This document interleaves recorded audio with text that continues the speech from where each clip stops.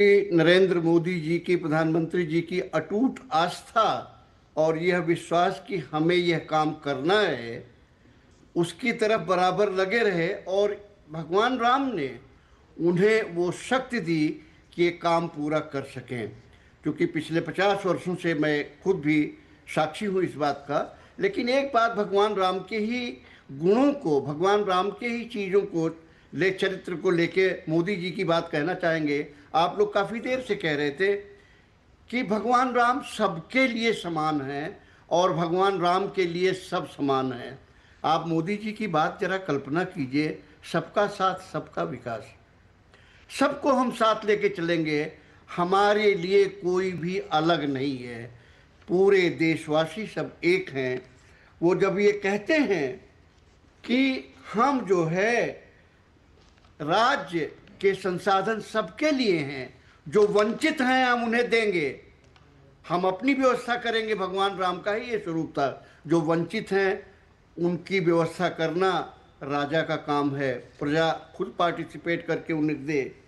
और विश्व बंधुत्व की कल्पना भी भगवान राम ने की, जिसको मोदी आगे बढ़ा रहे हैं। तो मैं मोदी के इन कार्यक्रमों को सिर्फ मोदी के राम मंदिर के बनने के जुड़ाव से ही नहीं देखता, बल्कि राम का जो चरित्र है, राम का जो स्वरूप है, राम के जो आदर्श हैं, मोदी जिस तरीके से उसे आगे बढ़ा रहे हैं, एक तरह से आगे आने वाले शासकों के लिए, आगे आने वाले लोगों के लिए जो व्यवस्था से जुड़ेंगे, उनके लिए आदर्श स्वरूप भी स्थापित कर रहे हैं। हमें हमेशा ध्यान रखना पड़ेगा कि भगवान राम ने कभी ये नहीं कहा कि देश की अर्थव्यवस्था पर, देश के संसाधनों पर किसी एक का अधिकार है, उनका सबका अधिकार है। ये सारी चीज़ें जब हम एक समग्र रूप से देखेंगे तो आप ये पाएंगे कि भगवान राम के प्रति मोदी का समर्पण और भगवान राम का मोदी की तरफ इतना आशीर्वाद स्वरूप पूरा जो उनका अनुग्रह है, वो उन्हें एक कर देता है। दोनों को मैं अलग अलग नहीं देख पाता कभी कभी। जी बिल्कुल। इसे अति कहा जा सकता है, लेकिन हमेशा एक बात ध्यान रखिएगा, राम के आदर्श क्या थे और मोदी आज किन आदर्शों पे चल रहे हैं। क्या वो आदर्श भगवान राम के आदर्शों से अलग हैं? बिल्कुल अलग नहीं है। और शायद यही वजह है कि आज हमारा देश कहाँ है। जब भगवान राम के आदर्शों पे चलेंगे तो देश न केवल आगे बढ़ेगा, विश्व गुरु भी बन के रहेगा। जी बिल्कुल। और आपसे थोड़ी देर में वो अद्भुत तस्वीरें भी हमारे समक्ष आएंगी जहाँ पर सप्त मंदिर के हम दर्शन कर पाएंगे। और सप्त मंदिर जिस तरह से हम लगातार बता रहे हैं कि भगवान श्री राम के जो समकालीन संत हैं, महर्षि वशिष्ठ, जो कि स्वयं ब्रह्मा के पुत्र कहे गए हैं और उनको ब्रह्मा जी का प्राण कहा गया है, उनके प्राणों से उत्पन्न है। और वो इक्ष्वाकु वंश के राजगुरु 39 पीढ़ी तक उन्होंने स्वयं इस बात की प्रतीक्षा की भगवान उनके गोद में खेलेंगे, उनकी शिक्षा ग्रहण करने के लिए उनके गुरुकुल में आएंगे। उनके मंदिर की प्रतिस्थापना की गई है, क्योंकि गुरु का साथ अगर न मिला होता तो भगवान श्री राम न होते।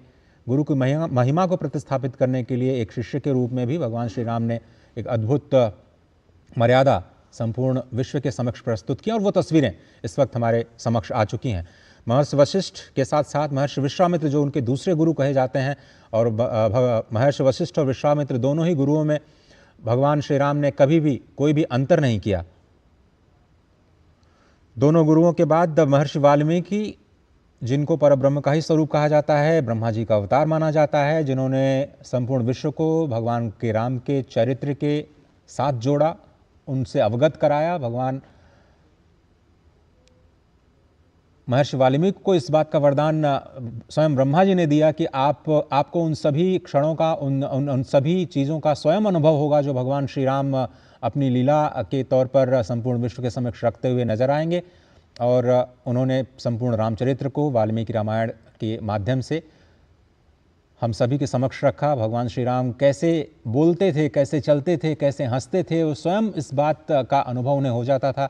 और लेखनी के माध्यम से उन्होंने श्री वाल्मीकि रामायण के रूप में उन संपूर्ण रामचरित्र को हमारे सामने रखा। और ये भी कहा जाता है बहुत सारी परंपराओं में कि जो गोस्वामी तुलसीदास है वो महर्षि वाल्मीकि के ही अवतार हैं, जिन्होंने बाद में सरल भाषा में, अवधी भाषा में भगवान श्री राम के चरित्र को, बहुत सारे लोग संस्कृत भाषा को नहीं समझ पाते, भगवान ये महर्षि वाल्मीकि के रामायण को नहीं समझ पाते, उसको सरलीकरण करके स्वयं महर्षि वाल्मीकि गोस्वामी तुलसीदास के रूप में आए और उन्होंने अवधी भाषा में श्री रामचरित मानस की रचना की, जो आज हर घर में, जन जन में भगवान श्री राम के चरित्र को बसाने के लिए एक स्पंदन के तौर पर, एक ऐसे कृति के तौर पर देखा जाता है जो संपूर्ण भारतीयता के जीवन का एक बहुत ही महत्वपूर्ण अंग है।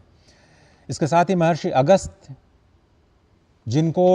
जो काशी से पहुँचे दक्षिण की तरफ, और जब काशी उनसे छूट रही थी तो बहुत ही विह्वल थे, वो बहुत ही शोकाकुल थे। भगवान महादेव के पास वो पहुँचे, उन्होंने कहा कि मुझे काशी छोड़नी पड़ रही है, ऐसा क्यों? उन्होंने कहा कि आपको बहुत महत्वपूर्ण कार्य करना है, उत्तर को दक्षिण से जोड़ना है, और इसलिए आपका दक्षिण में होना अत्यंत आवश्यक है, क्योंकि भगवान श्री राम दक्षिण की यात्रा पर होंगे, वहाँ पर आपको एक बार फिर से गुरु की भूमिका में उनका मार्गदर्शन करना है। तो महर्षि अगस्त के आश्रम में जब भगवान श्री राम अपनी यात्रा के दौरान पहुँचे तो महर्षि अगस्त ने न केवल उनको शस्त्र और जो अस्त्र थे वो प्रदान किए, बल्कि उन्हें विजय मंत्र भी प्रदान किया, जिसके बाद उन्होंने बुराई पर, कहते हैं कि जो जीत है जिसके लिए वो जाने जाते हैं, उनका अत्यंत महत्वपूर्ण स्थान